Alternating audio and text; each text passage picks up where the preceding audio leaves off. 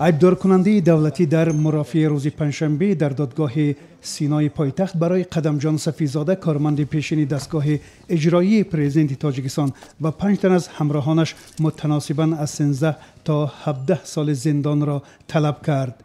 این افراد در مجموع برای اسود کردن 8 میلیون سامانه عیبدار می شوند.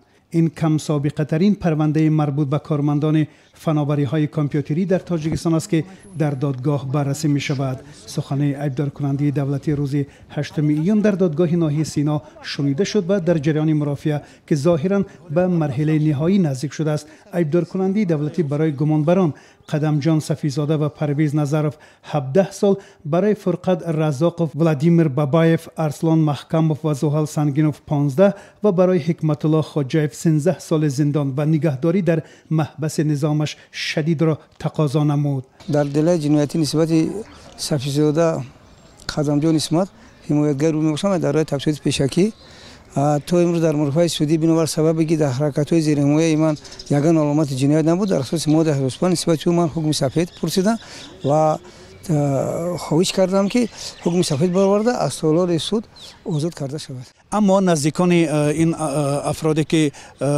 سالهای گوناگون از دادگاه یعنی که طلب جزای آنها کرده شد، آنها ناراضی هستند و از دادگاه خواهش دارند که هنگام صادر کردن حکم خود عدالتانه رفتار کند.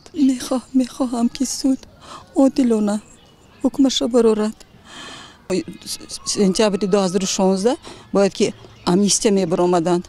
امنیستی‌های همینا هم وای به غلطیدگی بود. جواب ندادن با دوام دادن با دکبر با نیم روز سود شد با گرفتن با گشت این همش تحت فشار، همه با معلوم که تحت فشار.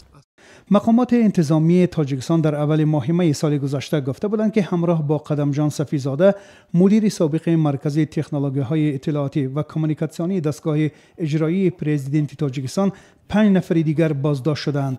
به قبل منابع رادیو آزادی این افراد در گذشته با وارد کردن کامپیوتر از چین مشغول بودند. همین طور در نظر است در هفته آینده دادگاه سینا حکم خود را در نسبت عیبدار شونده ها اعلان کند.